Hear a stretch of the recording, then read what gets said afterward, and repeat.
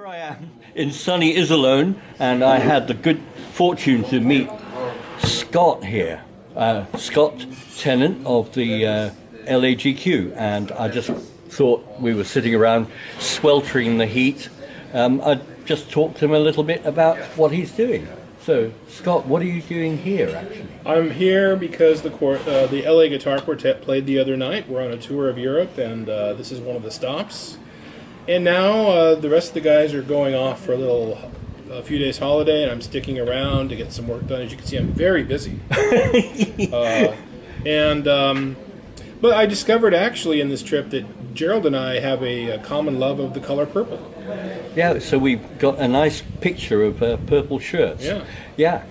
So, everybody knows you through Pumping Nylon as well. You're not completely wedded to the quartet. You do your own stuff. Tell me about your recent interest in music, first of all, and technique, second. Yeah. Wow, well, my interest in music, they change according to, let me back up and say that I am very interested in fusion, musical fusion. I always have been, of the Afro-Celt sound system, if you remember that. Yes. I really love when different styles kind of come together, and I love Celtic music. I always have. I grew up kind of in that environment. I was the only kid on my block in Detroit listening to bagpipe music. So, I'm always kind of, one of my favorite groups right now is Bad Haggis, local band in Southern California. Do you ever play with them? Have not. No, not yet. I mean, I would love to sometime, but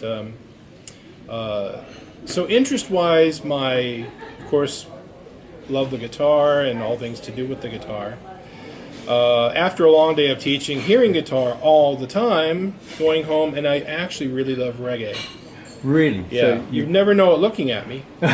You can't tell. I mean, dreads. I let this down and kind of.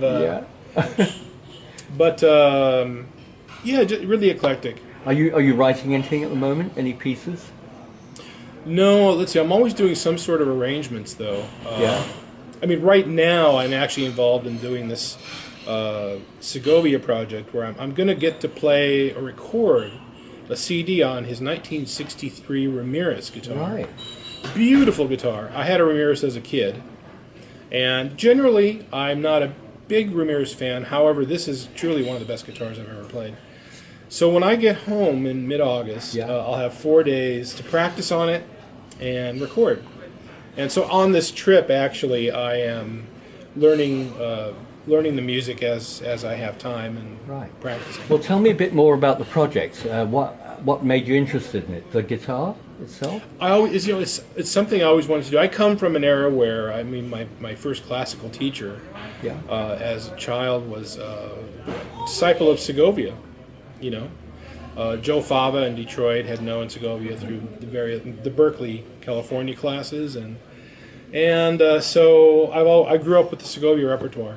What can I say? I still love it. It's kind of where I come from, where my roots are, classical guitar roots are. I think many of us did, actually, of our generation. It's actually carrying on down as well, to some extent.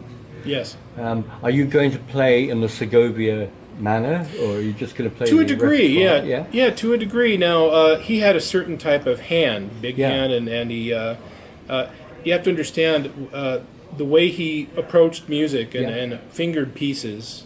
And by the way, the pieces I'm playing are all his original compositions. Oh, right. Yeah, very good. Yeah, he was a great composer. Actually, I thought so.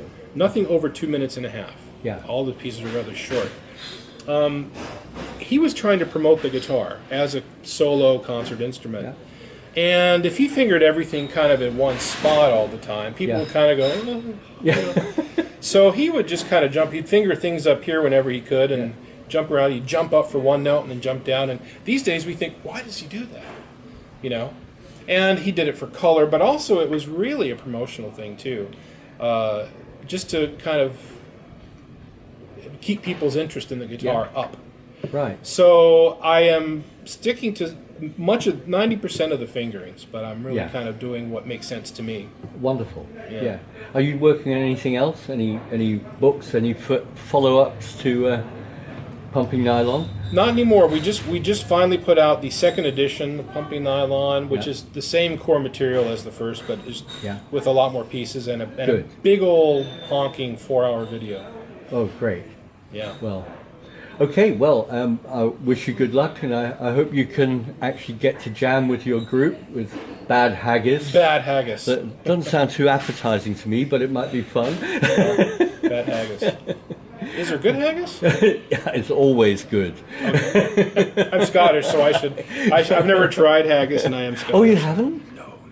Oh, It's kind of scary. it isn't. It's it's great. not. It's just like a sausage. Uh-huh. Yeah. Oh. You need to eat the big one, the chieftain. Yeah. Oh. Okay. Yeah. Okay. I'll cook it for you sometime. Okay. You come over. All right. Okay. Well, that's a deal. Yeah. All right.